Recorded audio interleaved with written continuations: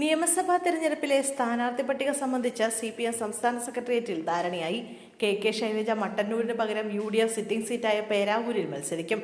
പ്രാദേശിക തലത്തിൽ നിന്നും എതിർപ്പ് ഉയർന്നെങ്കിലും തളിപ്പറമ്പിൽ ജില്ലാ നേതൃത്വം മുന്നോട്ട് വെച്ച സ്ഥാനാർത്ഥിയെ മാറ്റേണ്ടതില്ലെന്ന് തീരുമാനിച്ചു.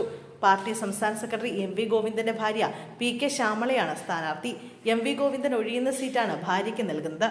ജനാധിപത്യ മഹിളാ അസോസിയേഷൻ കണ്ണൂർ ജില്ലാ സെക്രട്ടറിയും സംസ്ഥാന ജോയിന്റ് സെക്രട്ടറിയുമാണ് ശ്യാമള. ആന്തൂർ നഗരസഭ ചെയർപേഴ്സണായിരുന്നു. പേരാമ്പ്രയിൽ ഇടതുമുന്നണി കൺവീനർ TP രാമകൃഷ്ണൻ വീണ്ടും മത്സരിക്കും. ഇടുക്കിയിലെ ഉടുമ്പൻചോലയിൽ MM മണിയെ വീണ്ടും മത്സരിപ്പിക്കണമെന്ന ജില്ലാ നേതൃത്വത്തിന്റെ ആവശ്യം സംസ്ഥാന സെക്രട്ടേറിയറ്റ് തള്ളി.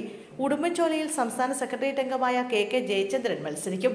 സുരക്ഷിത മണ്ഡലമായ മട്ടന്നൂരിൽ നിന്ന് പേരാവൂരിലേക്ക് മാറ്റുന്നത് ശൈലജയെ ഒതുക്കാനാണെന്ന ആരോപണമുണ്ട്.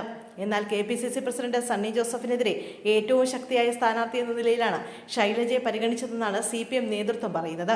തമനൂരിൽ KT ജലീൽ വീണ്ടും മത്സരിച്ചേക്കും. കഴിഞ്ഞ തവണ വിട്ടു നൽകിയ പേരാമ്പ്ര തിരിച്ചുവേണമെന്ന കേരള കോൺഗ്രസ് എമ്മിന്റെ ആവശ്യം പരിഗണിക്കില്ല. നാളെ നടക്കുന്ന CPM സംസ്ഥാന കമ്മിറ്റിയാണ് സ്ഥാനാർത്ഥി പട്ടികയ്ക്ക് അംഗീകാരം നൽകുക.